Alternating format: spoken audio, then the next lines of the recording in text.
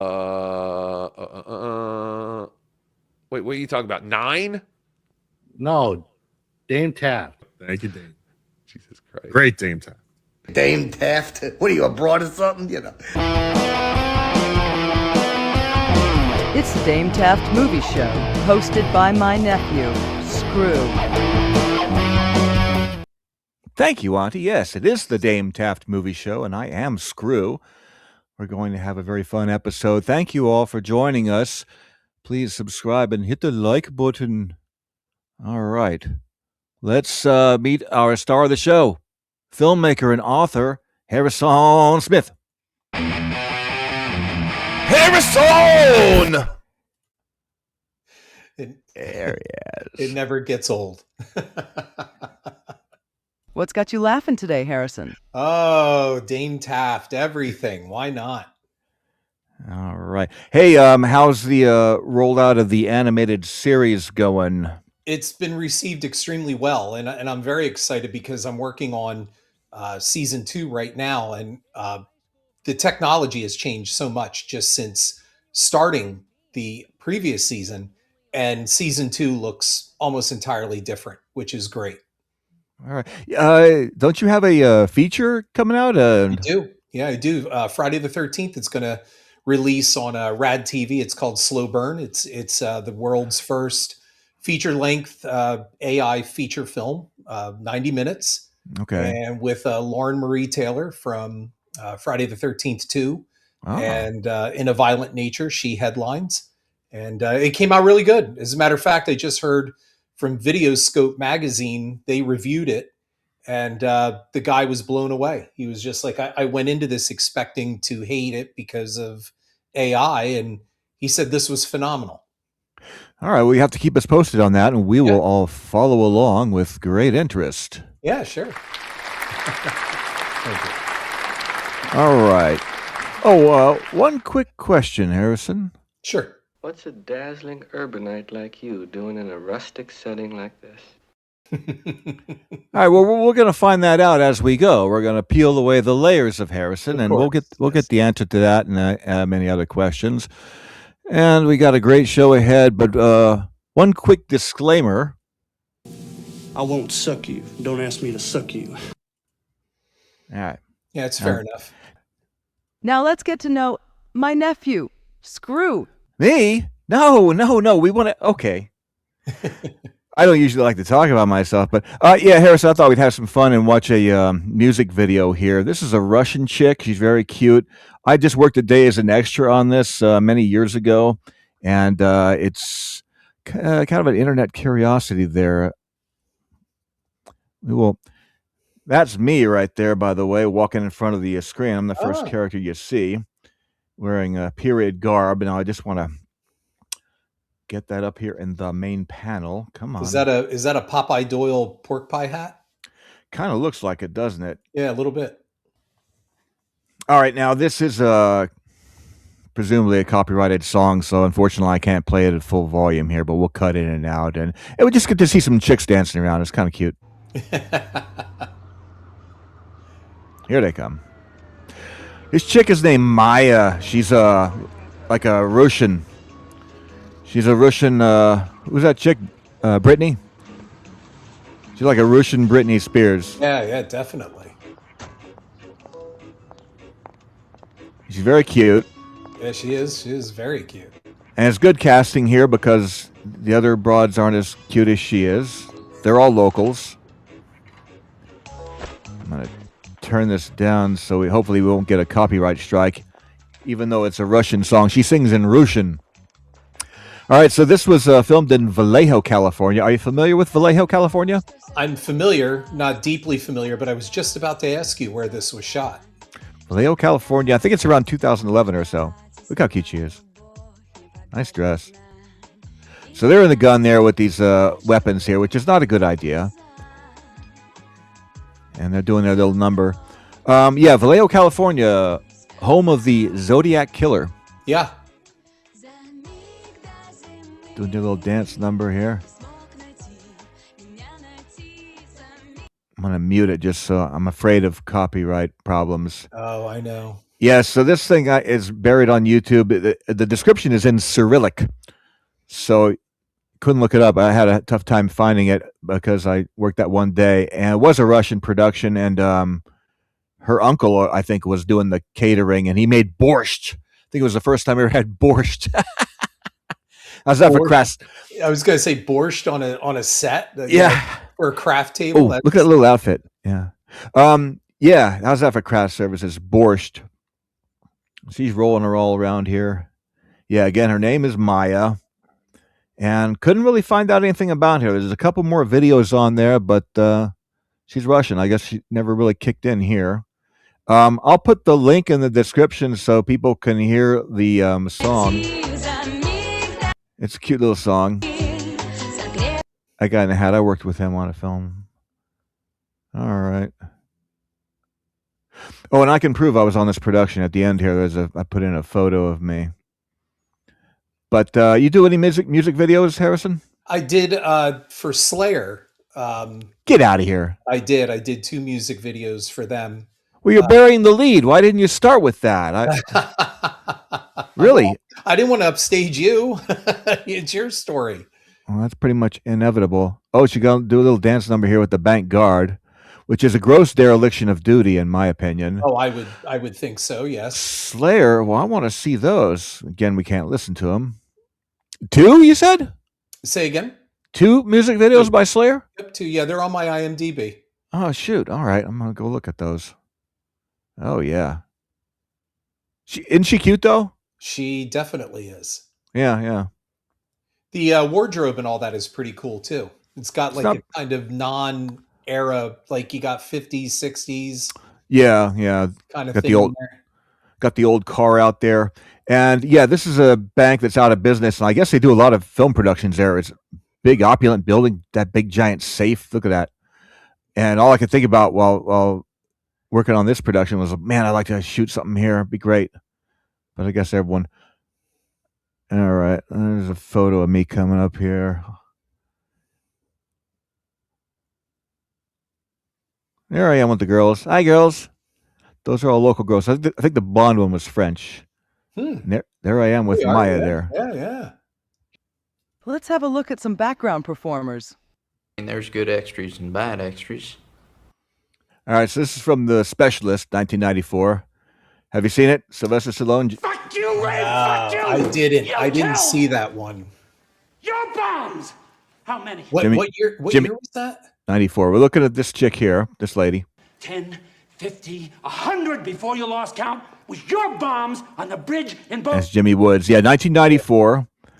Sylvester Stallone, Sharon Stone, and we're going to look at the lady there in the center who keeps looking right at the camera. She's spiking. 10, 50, 100 before you lost count was your bombs. All the other extras, no problem, right? Your bomb in the cabana. They're all. Always one. Sensitive. Yeah. But guess what? I'm gonna fucking cut it right out of you, and I'm gonna close your heart in my hand. Jimmy Woods right is behind you. a lot of fun. 58 seconds. Right. Wow, look how young they both looked. Yeah. 30 years ago. Son of a bitch! I'll fucking kill you! I'll vaporize your ass! What are you looking at? Turn around! All right, now she's facing her monitor. I cut up the scene, but this next cut coming up is not mine, and it's a bad cut because she's looking at the monitor, Yep. Now she's looking at him again. Oh, yeah. Yeah. See that? That's a jump. That's a big jump. I love criticizing multi-million-dollar studio productions, like I know better. But yeah, I cut up this scene in little bits just to look at that extra there. I'm sure she's a nice lady, probably Cuban. They shot this in Miami. Just tell me. But Jumped off before and it's not her fault. Somebody should have said, "Can you not do that?" Shut Yeah. up. Oh, yeah. That's what an AD is for. I'll tell you this: she knows where her camera is, don't she? You know. That she does. Yeah. But anyway, that can kill you when people do that. Oh, it can kill you. Yeah. But again, I applaud these other extras there. They're all in care. They're not distracting. They're filling out the scene. They're doing good. Yeah. If they just could have, harnessed her a little bit. All right, so that was fun. With this one, we're going to get to know Harrison some more. It is not the offspring of witchcraft or Satan. I know what this is. It was created by man. It will grow to be 15 feet tall. It will have huge eyes, webbed hands, hooked claws. It will walk upright.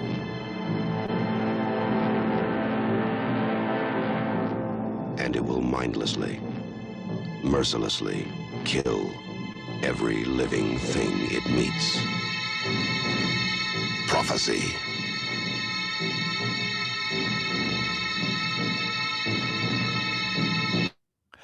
All right. Yeah, 1979's Prophecy, directed by John Frankenheimer. You like this movie, don't you? I love this movie. So what's your problem? Well, I have a lot of problems.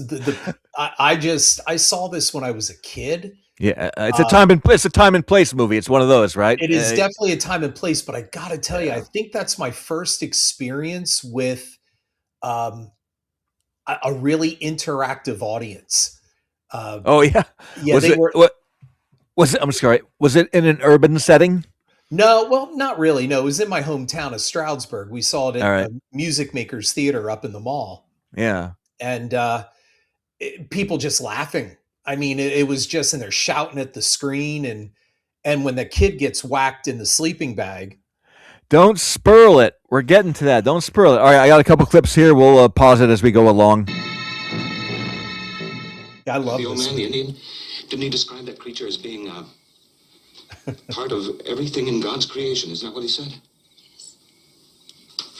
There's Robert Foxworth. He's very good, I think, in this movie. Goes through certain distinct phases. Yeah, he's way over the top. Like he's really taking it seriously. It's chemical. And all Talia Shire does in this movie is cry. That's all she does. Well, we're getting to that too. Yeah, Rocky's wife there. What's her nose? Yeah. She does her little pouting routine. Yeah, which is coming up here. Watch for the pout. Wait for the pout. Oh, the pout. Well, no, we know what's going on. She's pregnant, right? And she ate the fish. So she thinks she's grown a monster inside of her. Yeah. Yeah. All she does is cry through the whole fucking movie. That's all she does. She just everything, and she's either crying or she's doing what you just showed. She's moping and looking sullenly away from the camera. And I have so many good memories about this movie, and I wanted to write a book about it, about the making of it, and most people are gone. Like, well, this came out in 79. The reason why she's crying is they just wrapped Rocky 2, and that's the end of the series. There's no more. She's not going to get to play Adrian. Oh wait, I made a little joke there. Yeah, no, I know. Yeah, if she only knew. All right, we'll watch some more clips here. We'll talk about it as we go along. I know what this clip is. Yeah, you already spoiled it. Thanks, Harrison. Sorry. You can edit me. This is the signature scene. That little fucker deserved it. Yeah, these people come into the woods there with their radio. I hate that. Yeah. You can't leave it alone, you know? And then... There's the mama bear.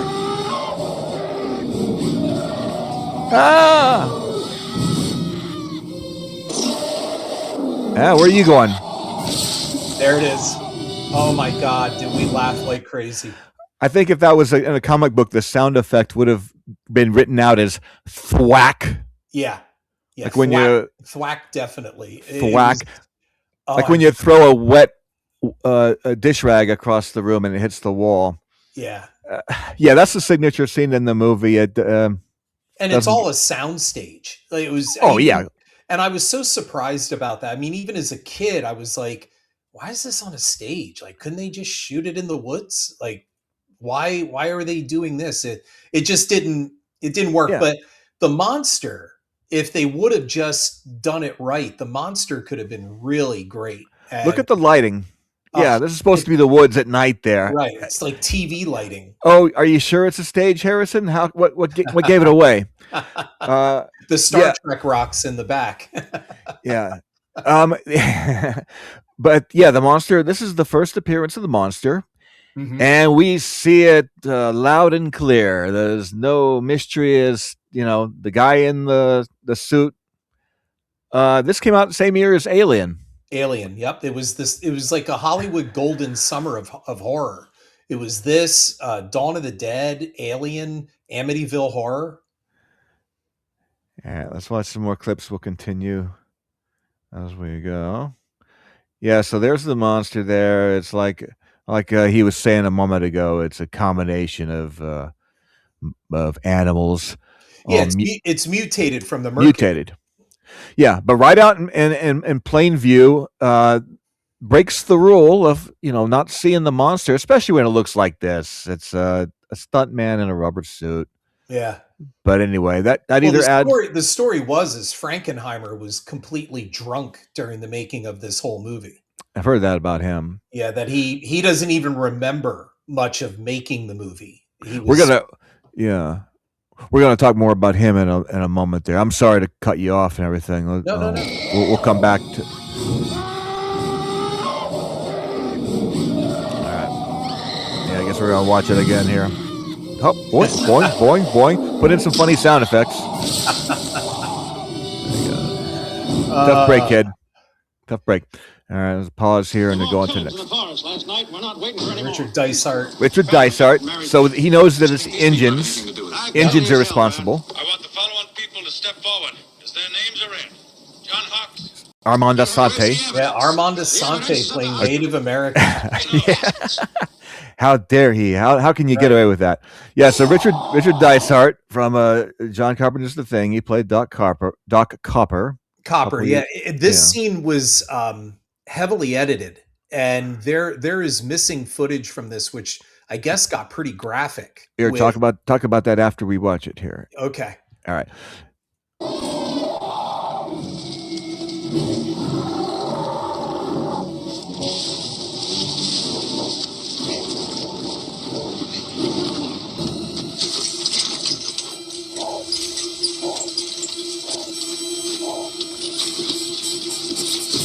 He's got this thing bearing down on him.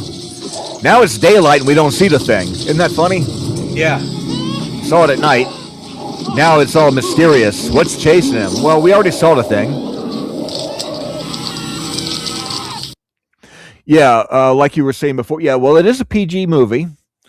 You said it was edited down just because it looks that way, or you have information? No, I have information that it was. It was, they showed...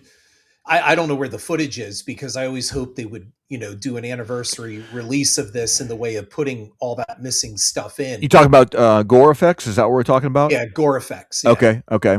But it's gone. But yeah, of course. Well, yeah, this was the cover of the #2 issue of Fangoria magazine. Oh yeah, right? I had that magazine. In fact, that was probably my first Fangoria that I got. Yeah, I had issue #1 with Godzilla on it. I don't know what happened to it. Somebody must have took it. Must have been taken. All right, one more scene here.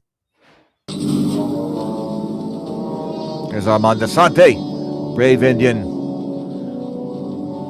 There's Pouty, Miss Pouty with pouty face. Yeah, with those creepy baby bears. Yeah, he got one of them little baby bears, baby mutant bear. Now I cut the scene up. I did my own editing. I made the film shorter.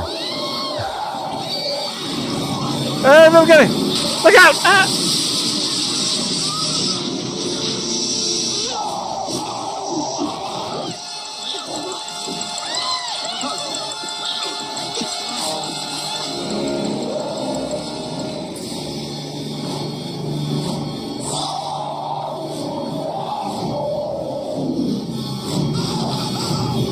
Oh yeah.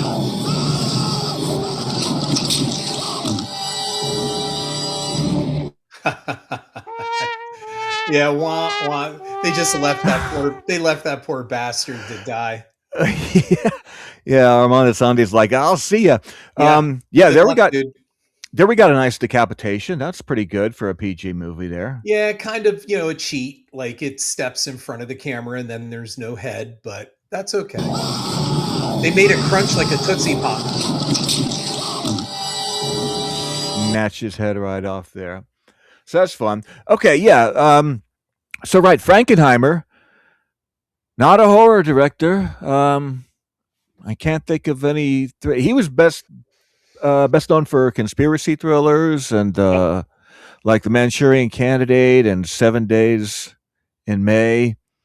Seconds, that movie with Rock Hudson. He did a hell of a job with the limited miniseries Andersonville. That was excellent. Okay. He also did made for cable movie about prison riot called Against the Wall. Yes. I think Kyle MacLachlan was in that. It's like 30 years ago. I only saw it once. But I mean, we're only naming a fraction of his movies. He's working since the 50s in live television. Tons of movies, a lot of really good ones. This is not one of them. But it's funny though, because you could tell this is a big budget studio film, well executed. And I don't know, it just they chopped it up into a little morsel there and threw it out. Well, I wanted to interview David Seltzer, who wrote the The screenplay, writer, yeah, who wrote The Omen. and he is still so angry about what they did to his script for this movie that he won't talk. He wouldn't talk about it. He's like, no, I'm going to pass. I'm still bitter. Yeah, I mean, what can he say? An angry writer. Imagine that. Yeah, he's holding a grudge, man. It's been 50 years. He's holding a grudge. Yeah, it must have been just like totally different from its inception than what it came out to be. There is a novelization of his script, and the novelization, I have it, and I had it when I was a kid, and is very different than the you read? movie Okay. in a lot of respects, and it really focused a lot on the environmental aspect of the other animals in the woods being affected too.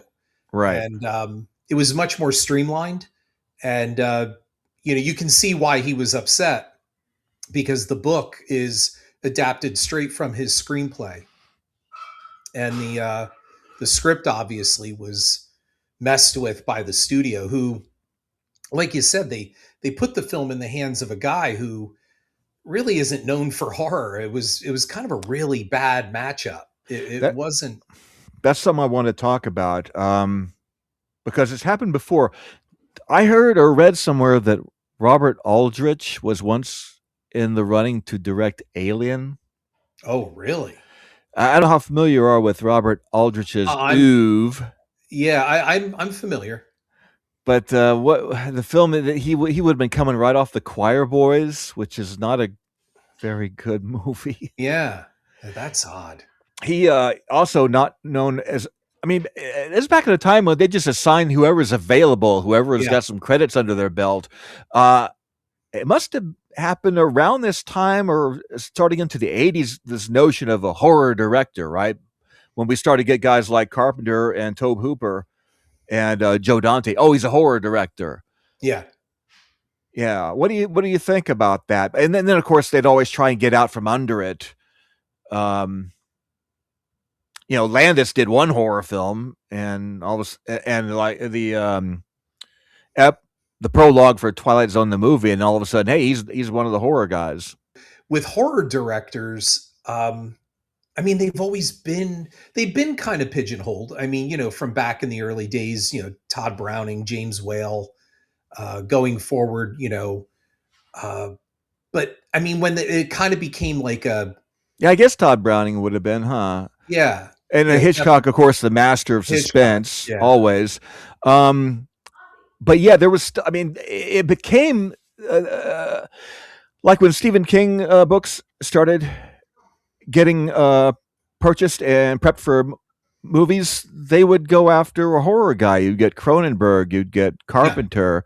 Yeah. But before, like I was saying, that the idea that Robert Aldrich, who did movies like The Dirty Dozen and Flight of the Phoenix, and like I mentioned, The Choir Boys.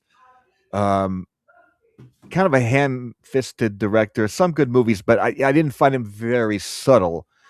It's just frightening to imagine him at the helm of that movie. But and we were talking about a couple episodes ago, Stuart Rosenberg on the Amityville Horror. Nothing in his previous work to indicate that, he'll just like slide right in and understand that genre. Not to say that you shouldn't diversify. Okay, like you take a director like Alan Parker. I guess his whole deal was he wanted to do a film in every genre, right? So he makes a film like one of his early films is Bugsy Malone. You wouldn't think this guy would be good at making a horror movie, and then in '87, Angel Heart is a really impressive, well-regarded movie, right? Yeah. Oh yeah. And I remember Bugsy Malone. Right, me too. Fame, Midnight Express. Oh, yeah. Yeah, so he was a good director. So yeah, there were. It's not to say that you have to come from a certain school of directing to be able to do that genre, but I don't know. Maybe I'm not making my point, but you understand what I'm saying. I do, and it's also part of the industry that Yeah. likes to pigeonhole and it likes to categorize, and quite frankly, anybody can direct pretty much any genre that they want as long as, although Yeah, you but will saw, they understand it? Will they be able right, to? and that's what I was about to yeah. say. When you look at something in the way of Neighbors with John Belushi and Dan Aykroyd with Now there's an instance where you got a guy who should not have been directing a comedy. correct. Yeah, Alvinson was out of his depth, and he didn't have a grip of the material at all Yeah. either, and he let those two guys just run all over him. I mean, Aykroyd Yeah. and Belushi. I mean, what was it, like a week or two before they started filming? Came to him and said, We want to switch characters. Yeah, we want to swap roles. Yeah, and it was Which I think was a good idea, but you're right. He was not the right director for the he show. was not. He was not. Now, if it had been funny, we wouldn't be talking about it. But in hindsight, I don't know. I think it's just an interesting discussion. Not that I'm being very articulate about it. And another example would be Kubrick. Yeah. Well, The and Shining, again, The Shining, that's his first horror movie, and that's way up there, really high among horror classics, is it not? It is, but for me, I wasn't impressed when I saw it as a kid, and to this day, I think it's more eerie and creepy. Yeah. But I don't think it's not that I don't think he understood the material. I think that he set out to do a horror film. After months and months of looking, he finds the book, and then decides, I'm going to take this book and I'm just going to turn it into what I want. And my attitude is, then why the hell did you option the book? Then why don't you just make what you wanted? Like, you're taking a book that sold 100 million copies. People are very familiar with the story. And you basically took 10 pages from the book and turned it into a movie.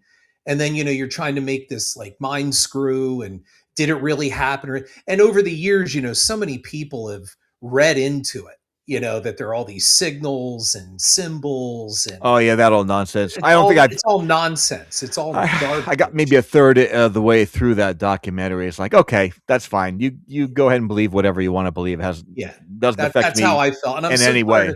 And I'm tired of entertaining crazy anymore. Like Yeah. I'm just, especially when people go, well, you don't know. Yeah, sometimes you do know. And so Yeah. for me, I remember going into The Shining with my friends, and I read the book. So I was telling them, hey, it's this, it's going to be scary. And I remember we walked out, my one buddy looked at me and he goes, what the fuck was that? Like he didn't like it, huh? he thought it was boring, and so did I. I mean, you're sitting there waiting for something to happen, and I know people are like, well, you were a kid and you want jump scares, and it's like, no. And plus, to this It day, had jump scares. It had jump scares. Yeah, it had jump scares. When Danny comes around the corner and them twins are there, I was very frightened. But for me, I always felt, and I still do, that it was also terribly miscast, because the problem is, except for the kid. The kid's great. The kid was good, but Shelley Duvall, her good actress. Character in the movie is nothing like the character in the book. In the book, the wife was strong. The wife was a problem for the hotel. Yeah. And Nicholson is crazy from jump. Yeah. No, I agree with you about the casting there. Yeah, I felt that Dr. Sleep redeemed The Shining for me. I thought Dr. Sleep filled in a lot of the things that The Shining should have done.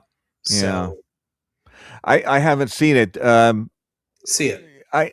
Open up some time for Dr. Sleep, especially the villain. the villain she is fantastic. And there is a moment in Doctor Sleep that is roughly 4 minutes long that is far more terrifying in those 4 minutes than the entire 2 hours of The Shining. Yeah. Well, I'll tell you about a great movie where everything just came together all at once.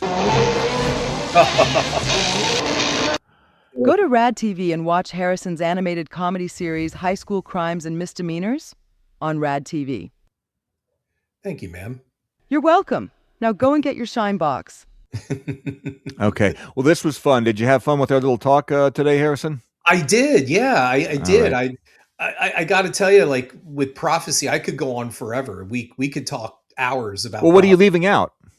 Well, I think what I'm leaving out is that, yeah, it was a big budget production, and yes, it was misfired and all of that. Yeah. But it was back at a time when, man, you still had fun. Like I had fun watching it. And, it's okay. It's not the worst movie I've seen. I mean, No. I can still watch it from time to time. Like I say, I like Foxworth. I think he delivers a measured performance. Yeah, I just don't like the monster.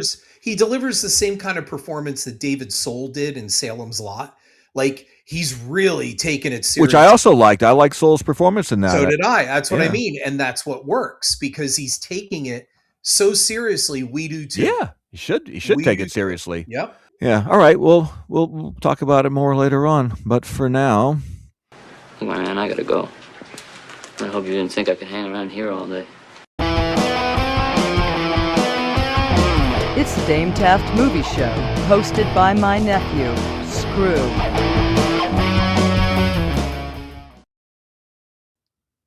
all right. Yeah, you know that guy, huh? Yeah, I do. I know him. Yeah. Yeah. I know Keith. Yep.